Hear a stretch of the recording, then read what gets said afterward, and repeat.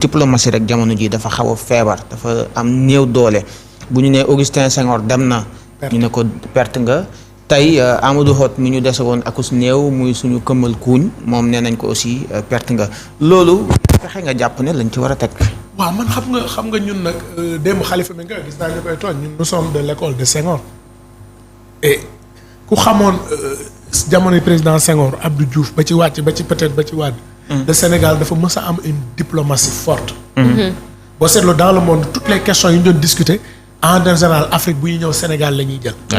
bu ñu demee ba tey fu ñu dans le monde ñuy perte war nañu xoolaat suñu bopp parce que il fut un moment où amul organisation internationale booy jël Amadou Mahtar ba UNESCO. Cheikh Diouf FAO Lamine Diack fële athlétisme mondial. donc bu ñu demee ba Sénégal tey fu mu dem perte war nañu xoolaat suñu bopp parce que tey boo seetloo résultat bi nga xam ne moom la Amadou at donc maa ngi koy def sànq sama page Facebook les gens bàyyiwuñ ci vote sous-régional bi. vote sous-régional bi ñun candidat bali fa 72% notre candidat se retrouve avec 4%. waaw je me suis posé la question est-ce que réellement campagne bi waroon am na. est-ce que ni ñu waroon a porter la candidature de Amadou am na. qu'est-ce qui fait que la Côte d'Ivoire nous tourne le dos tout le monde se souvient CAN bi passé bi ñu koy lancé quand Ouattara disait que si la Côte d'Ivoire ne gagne pas dama bëgg sama deuxième pays le Sénégal gagne ko un an après lan moo tax qu'est-ce qui s'est passé. ba la Côte d'Ivoire nous tourne le dos parce que en Afrique de l'Ouest les deux puissances en général dañuy wax Côte d'Ivoire Sénégal lu ci bari. donc tey war nañu xoolaat suñu bopp may ñaan rek ñu jiite diplomatie du affaire de mbedd. diplomatie du affaire de dañuy poser sur la place publique. le Sénégal a aujourd'hui des diplomates chevronnés qui ont fait des années qui ont une expérience nañu xool ñooñu ñëpp ñu taxawaat parce que nag lii xeeñ neexul. compétition yi mujj dem yëpp le Sénégal day perte. alors que Sénégal pour mu présenter waat une candidature qui perd mais jafe woon na trop donc maa ngi ñaanaat kilifa réew mi ñu bàyyi ci xel bu baax a baax. mais nag boo ko jëlee ci beneen côté tu vas te dire mais est-ce que tey les pays qui n'ont pas voté le Sénégal est-ce que tey un pays bu ñu ne ses fonctionnaires dañuy maquiller les chiffres alors que l'un des tout anciens ministres de l'économie et des finances c'est lui le candidat est-ce que ce pays-là si les autres ne votent pas pour lui aussi. est-ce que duñu warul mere boppam. parce que Amadou Hott a été ministre. de l'économie sous Abdoulaye Wade et on a accusé que on falsifie nos chiffres tey sax même Amadou Hott se retrouve comme candidat du Sénégal mais est-ce que les pays qui ne votent pas pour nous loolu est-ce que mënul nekk une raison. mën na nekk impact bi. donc mais ak loo ci mën a xam rek à l'international on dira que le Sénégal a perdu te ñun ñëpp lay naqari donc nañu xoolaat suñu bopp nañu waxtaan ak ñi nga xam ñoo yore réew mi xool nit ñi li mu mën nga jox ko parce que am ay fonctions yoo xam ne du affaire partisan da nga koy jox ki ko mën. li mu mën ça veut dire da ngay joxoñ baaraam tuuma ki di Yacine en tout cas ces dernières sorties yi mu mujjee def yëpp sénégalais bu ko xool da nga naan le Sénégal méritait mieux parce que nag remplacer Aïssata Tall Sall à la tête du ministère des Affaires étrangères mais c'est pas donné à n'importe qui nous avons connu de grands ministres des Affaires étrangères Cheikh Tidiane Gadio Mankeur Ndiaye Aïssata Tall Sall wala nga remonter jamonoy parti socialiste tout ça donc tey jii qu'est-ce qui s'est passé si la dame aujourd'hui a des limites mais dañu ko changer mais du yem rek ci dame bi mais ceux qui dirigent le pays en commençant par le premier ministre il faudrait que le discours ñu xoolaat ko. je pense que démb am na Khalifa mi ngi koy waxee wax ne nañu civiliser les rapports discours va-t-en-guerre yóbbul di fenn. donc man jàpp naa daal lii nga xam ne moo am avec Amadou Hott nañu dellu siwaat xoolaat suñu bopp parce que nag Afrique waruñu dem ba waxuma sax àdduna bi mais Afrique bu ñu xëccoo ñàkk nañ banque bi barki dem tout le monde a vu le résultat de Augustin Senghor. est-ce qu'on va continuer ainsi et au même moment où notre démocratie sombre on voit la Mauritanie qui monte. qui prend moo jël la batte aujourd'hui Mauritanie dem jël vice-président kii bi nu mu tudd CAF dem au niveau du comité de FIFA et tous ces pays-là il y a en tout cas la diplomatie daal en résumé du affaire mbedd. ci diplomatie boobu noonu sànq yaa ngi koy wax ma ci insister muy ki nga xamante ne moom mooy la dame suñu ministre bi mais démb dafa mel ni ci wax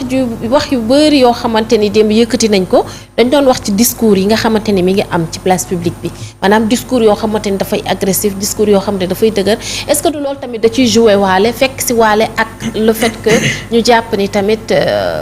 ki nga xamante ni moom moo di Yacine Fall nekkul au niveau. xam nga Sénégal maa ngi koy wax barki dem nous malgré notre jeune âge mais on rêve encore des grands débats au Sénégal. des grands débats.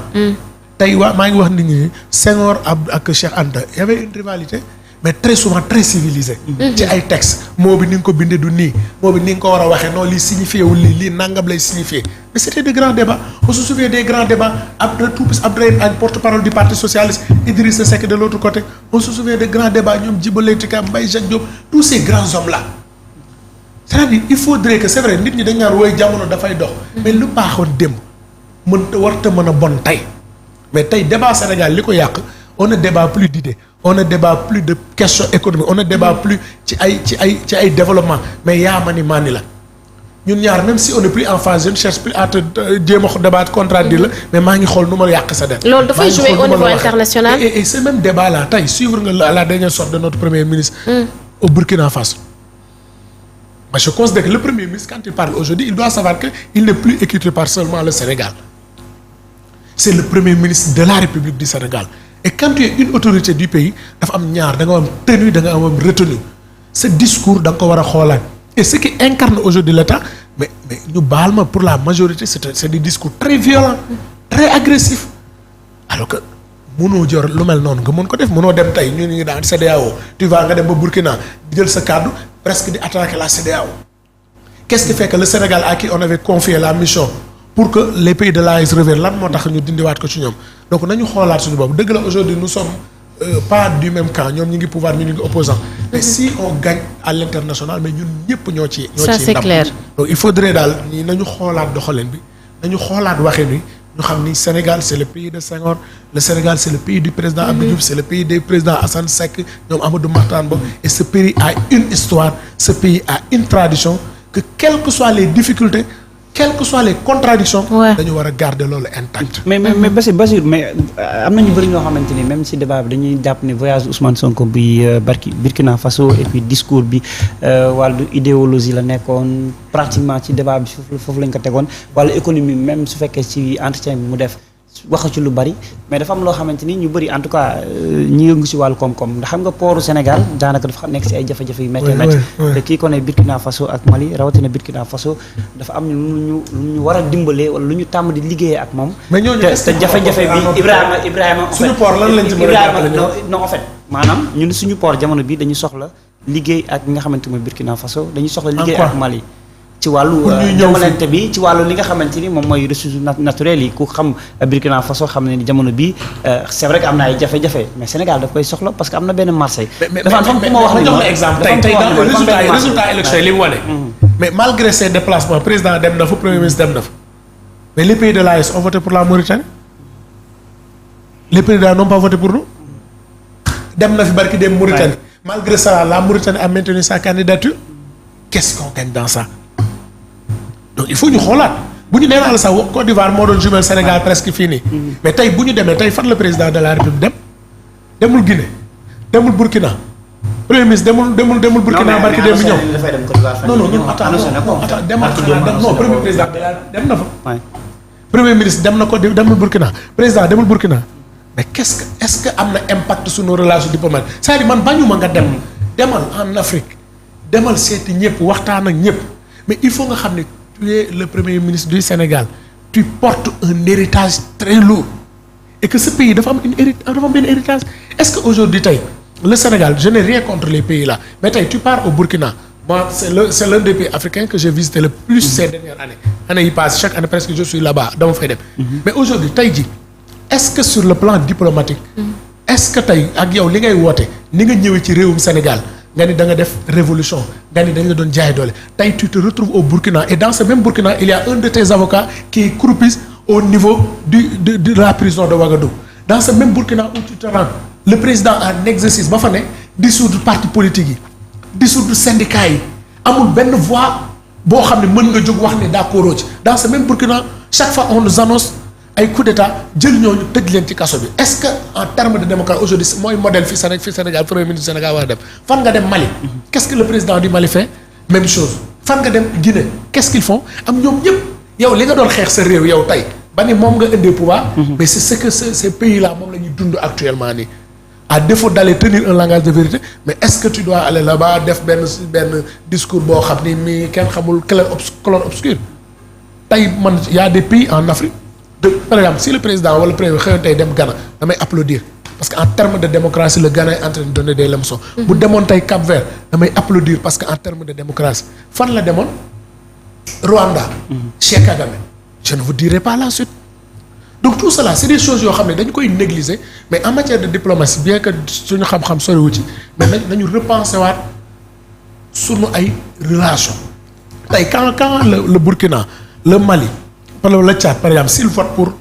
Mauritanie mais c'est des questions stratégiques. parce que ñoom ñëpp ils ont en commun la lutte contre le djihadisme.